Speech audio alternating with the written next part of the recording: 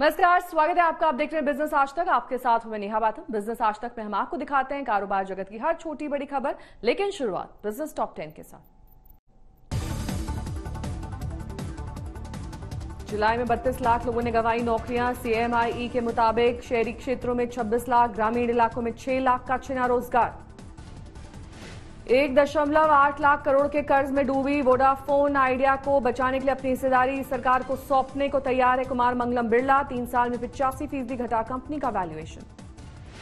Fortune 500 global list में मुकेश अंबानी की Reliance industries top 100 कंपनियों से हुई बाहर। 2017 के बाद पहली बार टॉप 100 की लिस्ट से बाहर हुई आरआईएल। जून 2020 से जून 2021 के बीच भारत का चीन को नमक निर्यात 70% लुढ़का। भारतीय क्रू और कार्गो पर चीन के प्रतिबंधों से 50 लाख टन से घटकर 15 लाख टन रह गया। 2020-21 के दौरान डायरेक्ट और इनडायरेक्ट टैक्स कलेक्शन 5% बढ़कर 14.24 लाख करोड़ रुपए रहा। वित्त मंत्री ने संसद में दी जानकारी। रत्न और आभूषण के दमदार प्रदर्शन से जुलाई में 47.91% बढ़ा निर्यात। जुलाई में कुल 35.17 अरब डॉलर का एक्सपोर्ट हुआ। वर्क फ्रॉम होम कल्चर में महिलाओं को ज्यादा सैलरी दे रही आईटी कंपनियां। घर के साथ दफ्तर का काम संभाल रही महिलाओं को मिल रहा है 70% ज्यादा वेतन।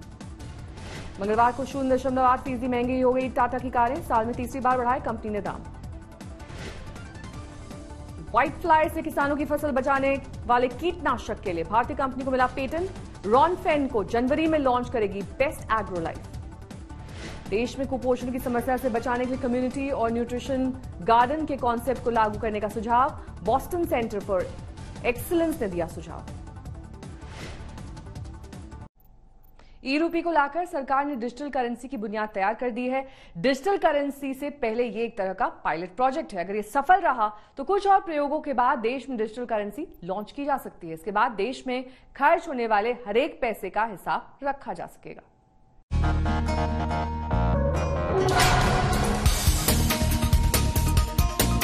क्या ई रूपी है डिजिटल करेंसी का पायलट प्रोजेक्ट?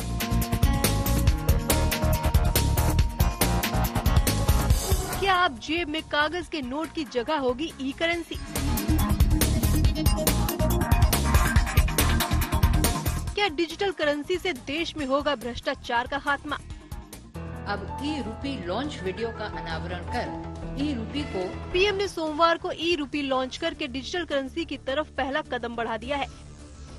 दुनिया के किसी भी देश में अभी तक डिजिटल करेंसी लॉन्च नहीं की गई है।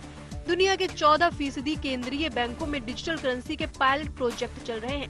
वहीं 86% सेंट्रल बैंक इस तरह की करेंसी पर रिसर्च कर रहे हैं।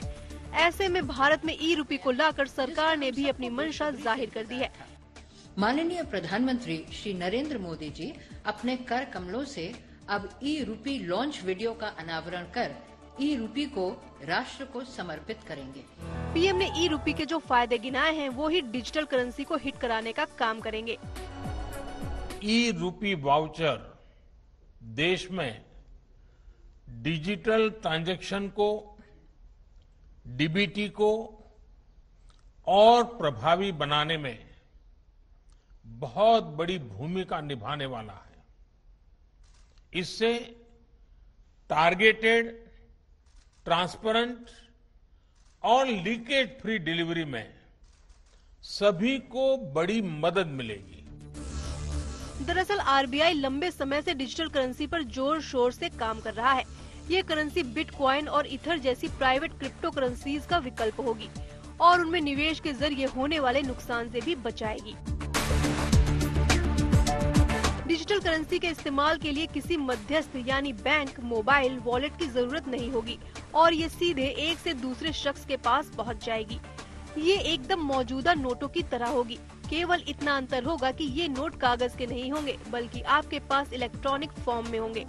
ये कम खर्चीली है क्योंकि नोटों की छपाई और ट्रांसपोर्टेशन का कोई खर्च नहीं है और इससे ट्रांजैक्शन भी तेजी से हो सकेंगे। डिजिटल करेंसी की आरबीआई मॉनिटरिंग कर सकेगा और उसे पता होगा कि इस रकम का कहां इस्तेमाल हो रहा है। डिजिटल करेंसी का ये फायदा ई रूपी के लॉन्च में भी पीएम ने गिनाया है, यानी पैसा जिस काम के लिए है वही इस्तेमाल होगा और जिसको मिलना चाहिए उसे ही मिलेगा। किसी की पढ़ाई में या दूसरे काम के लिए कोई मदद करना चाहता है तो वो कैश के बजाय ई रूपी दे पाएगा।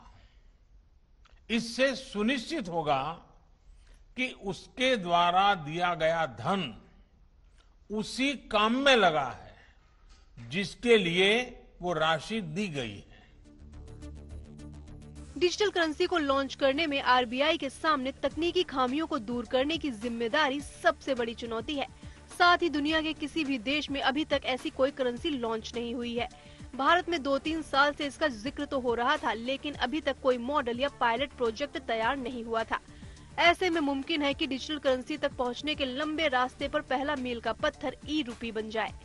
यानी अगर ये प्रयोग सफल रहा तो फिर डिजिटल करेंसी से जुड़े कुछ और प्रयोग करने का साहस आरबीआई को मिल जाएगा। आज तक ब्यूरो।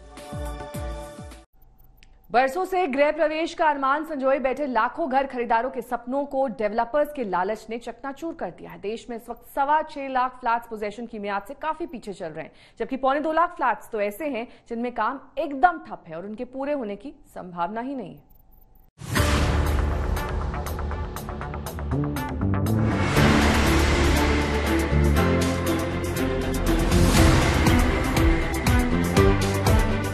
गृह प्रवेश का सपना पूरा करने के लिए घर खरीदार होम लोन के जरिए कर्ज के बोझ तले दबने से भी नहीं डरते, लेकिन उनके इन सपनों को चकनाचूर करने में लालची डेवलपर्स जरा भी नहीं झिझकते हैं। किस तरह से डेवलपर्स की धोखाधड़ी ने घर खरीदारों को लूटा है, इसका खुलासा एनरॉक की रिपोर्ट में हुआ है। इस रिपोर्ट के मुताबिक देश के 7 बड़े शहरों में करीब 2.25 लाख मकानों का काम पूरी तरह से ठप है। इन घरों की कुल वैल्यू 1.4 लाख करोड़ रुपए है।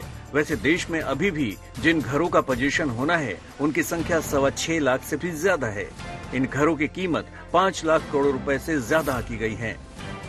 ऐसे में घर खरीदारों के सामने कोर्ट कचहरी से लेकर रेरा तक के चक्कर लगाने के सिवाय कोई विकल्प नहीं है। अब नए प्रोजेक्ट्स में काफी रुकावट आ गई है। नए प्रोजेक्ट्स अब डिले नहीं है, काम जो रुकने की थी उसमें रुकावट आई है और बहुत फास्ट पेस पे कंस्ट्रक्शन हो रही है। तो प्रोजेक्ट लॉन्च और कंस्ट्रक्शन अगर टाइम पे हो तो पोजीशन भी राइट टाइम पे होता है, तो वहां पे दिक्कत नहीं आ रही है। लेकिन हाँ, रेरा आने से पहले जहां पे मॉनिटरिंग प्रॉपर नहीं थी डिपार्टमेंट्स की, वहां प्रोजेक्ट्स में आज भी आपको दिखेगा कि बहुत सारे प्रोजेक्ट रुके हुए हैं। घरों के पोजीशन में देरी के मामले मुंबई महानगर क्षेत्र यानी MMR, पुणे, बेंगलुरु, हैदराबाद, चेन्नई, कोलकाता और दिल्ली NCR में है। लेकिन सबसे बुरा हाल दिल्ली NCR का है, जहां पर पोजीशन के इंतजार में 66% मकान हैं। यानी यहां पर 1,13,860 मकानों का काम ठप है। मुंबई में 41,730 यूनिट्स, पुणे में 9,990 यूनिट्स, बेंगलुरु में 3,870 यूनिट्स और हैदराबाद में 4,150 यूनिट्स ठप हैं।